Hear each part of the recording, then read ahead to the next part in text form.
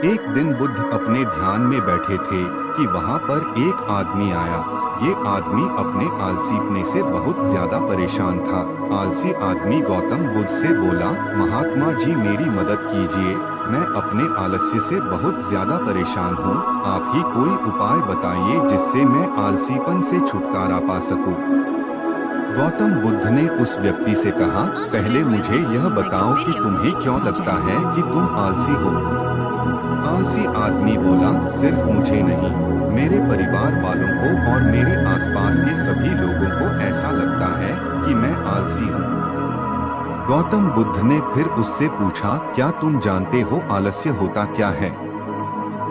आलसी व्यक्ति बोला, नहीं मैं नहीं जानता, किंतु मैं इतना जरूर जानता हूँ कि आलस्य बहुत बुरी चीज है। इसकी वजह से मुझे बहुत नुकसान हुआ है जीवन में। गौतम बुद्ध बोले, जिस परेशानी से तुम छुटकारा पाना चाहते हो पहले उसके बारे में पूरी जानकारी ले लोगे तो उससे छुटकारा पाना आसान हो जाएगा। आलसी व्यक्ति बोला, भगवान इतनी बुद्धि तो मुझ में नहीं है, आप ही मुझे इस समस्या के बारे में जानकारी दीजिए। गौतम बुद्ध बोले, आलस्य एक मानसिक अवस्था है, एक विचार है जिसे जाने अनजाने में हम खुद ही जन्म देते हैं। आलस्य दो मूलभूत कारणों की वजह से ही जन्म लेता है, एक है शारीरिक और दूसरा मानसिक। शारीरिक कारणों में पहला कारण है गलत तरह का भोजन। हम सभी जानते हैं कि हमारे शरीर को भोजन से ऊर्जा मिलती है और यह ऊर्जा सजीव चीजों से मिले तो अच्छी, यानी कि प्राकृतिक रूप से जो हमें भोजन की वस्तुएं प्राप्त होती हैं, उनसे अगर यह ऊर्जा मिले तो हमारा शरीर इससे अच्छी ऊर्जा प्राप्त करता है। इससे उलट यदि हम निर्जीव वस्तुओं से ऊर्जा प्राप्त करते हैं तो यह हमें आलस्य की ओर लेकर जाती है। दूसरा कारण हमारी शारीरिक गतिविधियां भी हमें आलस्य के चंगुल में फंसा सकती है। गौतम बुद्ध ने आलसी व्यक्ति को अपने शिष्यों की तरफ इशारा करते हुए कहा कि देखो, इनके चलने फिरने बैठने के तरीकों में तुम्हें कुछ अलग नजर आ रहा है। जब आलसी व्यक्ति कुछ समझ नहीं पाया तब गौतम बुद्ध ने उससे कहा, मेरे शिष्य जब भी बैठते हैं तो वे रीढ़ की हड्डी को एकदम सीधा रखते हुए बैठते हैं। चलते हैं तो उनके दोनों पैरों के बीच अच्छे से संतुलन बना रहता है और जब वह सोते हैं तो उनका शरीर एकदम शिथिल रहता है। ऐसा करने से उन्हें रात्रि में एकदम सही तरीके से नींद आती है। आलसी व्यक्ति बोला, लेकिन नींद तो आलस्य का ही एक स्वरूप है। बुद्ध बोले, हाँ, अगर उसे ज्यादा मात्रा में लिया जाए तो।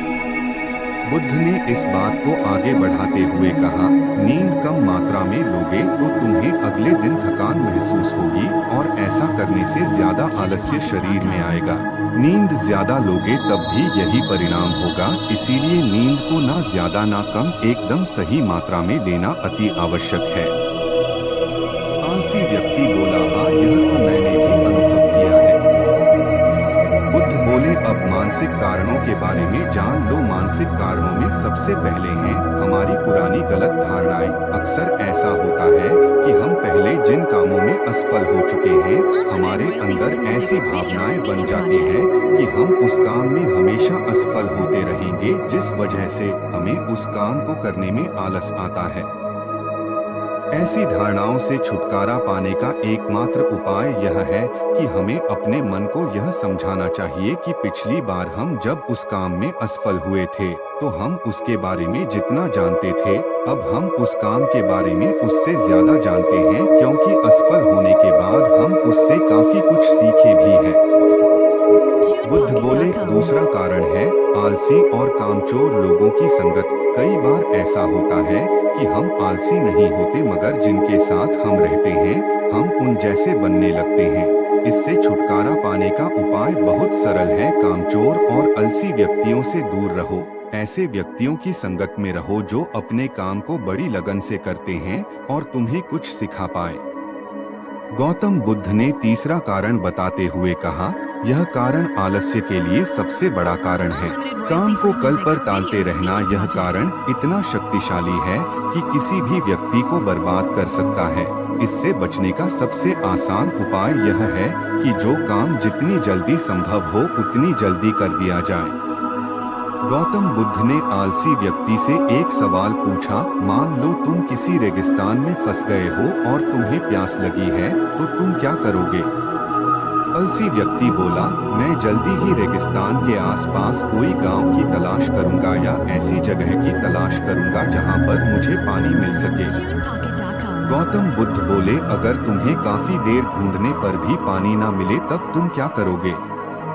आलसी व्यक्ति बोला, मैं तब भी अपनी तलाश जारी रखूंगा क्योंकि ऐसी परिस्थिति में मेरे पास कोई और दूसरा विकल्प तो होगा ही नहीं।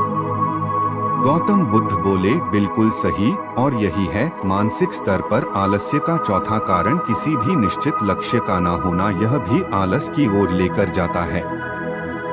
अब सुनो पांचवें कारण के बारे में। गौतम बुद्ध बोले, सोचो कि तुम्हारे पास काफी सारे सोने के दागिने हैं जो तुम्हें एक जगह से दूसरी जगह लेकर जाना है।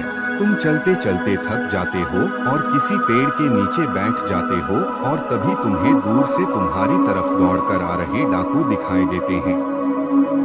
तो क्या तब भी तुम आलस करके वहीं बैठे रहोगे या ऐसी परिस्थिति में तुम वहां से उठकर दौड़ने लगोगे?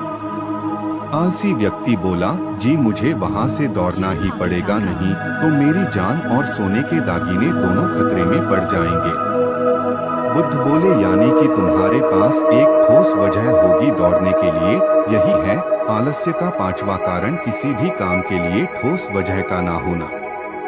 आलसी व्यक्ति महात्मा बुद्ध की बातों से संतुष्ट हुआ। वह बोला, महात्मा जी, मैं अब आलस्य के बारे में सब कुछ जान चुका हूँ और अब मैं इन सभी कारणों पर काम करूँगा और अपने आलस्य को दूर भगा दूंगा।